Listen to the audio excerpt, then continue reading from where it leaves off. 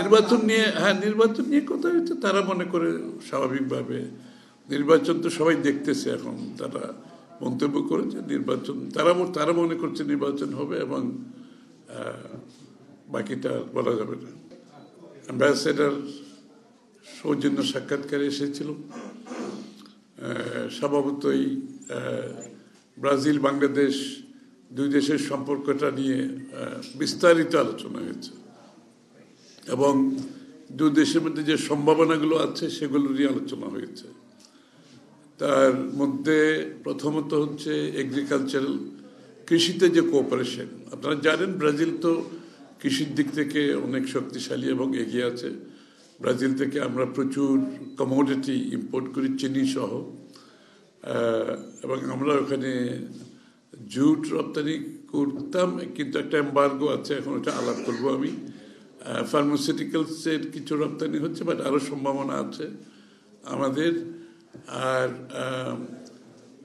ব্রাজিলে গার্মেন্টস রপ্তানি হচ্ছে, সেখানে আরও বড় ধরনের সম্ভাবনা আছে, সেটা নিয়ে আলোচনা হয়েছে।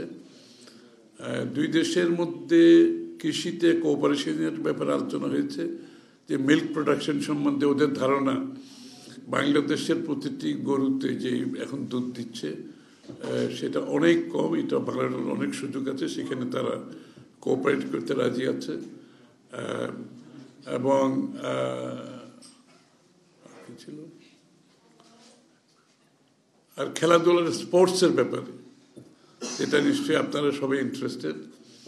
স্পোর্টসের বেলায় কোঅপারেশনের আমরা রেজ করেছি, যে ব্রাজিলিয়ান কোচ টোচ এনে এখানে আমাদের বাংলাদেশের ফুটবলটাকে আরও কীভাবে ইমপ্রুভ করা যায়। তো সেটাও তারা বলেছে ঠিক আছে, সেটা ওদের সাথে আমাদের আগামী দিনে আমরা কথা বলবো ওদের সাথে। এই ব্রাজিলিয়ান ফুটবল হচ্ছে একটা খুব ইন্টারেস্টিং ফুটবল, সবাই জানেন। ওদের খেলাটা আমাদের সাউথ আমেরিকান ফুটবলটা একটু ভিন্ন, এবং এটা আমাদের লোকজন খুব ভালোবাসে। এটা একটা স্কিল, আলাদা স্কিল আছে। তো সেই বিষয়ে আমরা আলোচনা করেছি। তো সার্বিকভাবে এই তো আলোচনা হয়েছে, এবং দুই দেশের মধ্যে এখন 2 বিলিয়নের কাছাকাছি আমাদের ট্রেড হচ্ছে। সেই ক্ষেত্রে ব্রাজিলের পক্ষে ব্যালেন্স অফ পেমেন্টটা ব্রাজিলের পক্ষে আছে। আমাদের ওইভাবে রপ্তানি আরও বেশি বাড়াতে হবে, গার্মেন্টসের রপ্তানি বাড়াতে হবে। জুটের উপর একটা ইয়ে আছে, বলে এম্বার্গো আছে, যেটা বসুন্ধরা ডায়াপেন্ট এখন আরো উন্নত। এই hot air through top sheet দ্রুত শোষণ করে সোনামণিকে দেয় কোমল অনুভূতি। নামটা ভুলে গেলাম, আমার তো প্রত্যেক দিনই বলি, এখন আসতেছে না মনে।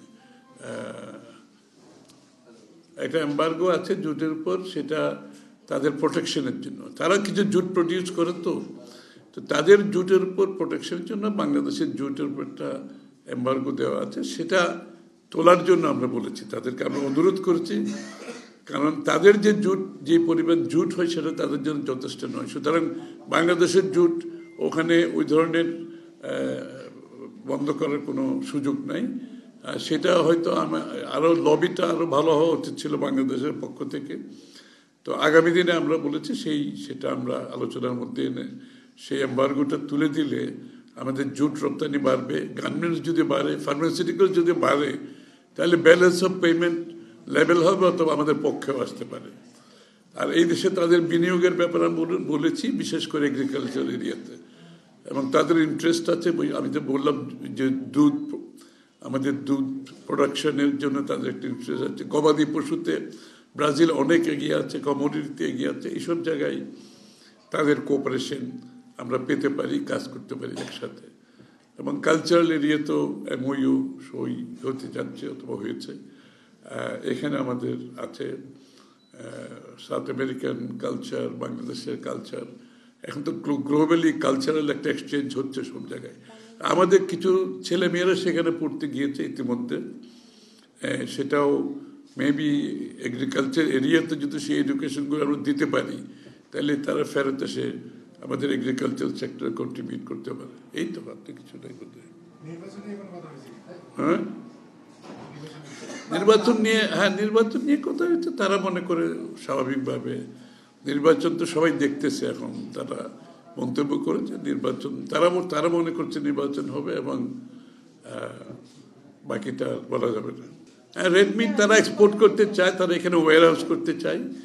বাংলাদেশে তো রেড মিটের একটা, আমাদের যদিও বা আমাদের দেশে গরু গবাদি পশু খুব ভালো করছে, কিন্তু তারপরে আমাদের এই যে মাথা পিছু রেড মিটের কনজামশন তো কম, কারণ এত বেশি দাম যে সাধারণ মানুষ তো এটা অ্যাফোর্ড করতে পারে না।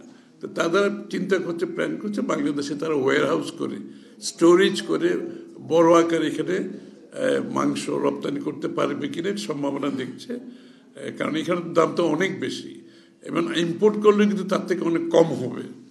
তবে সাথে সাথে আমাদের যাতে গবাদি পশুর যে চাষবাস হচ্ছে এটা যাতে ক্ষতিগ্রস্ত না হয় সেটাও মাথায় রাখতে হবে।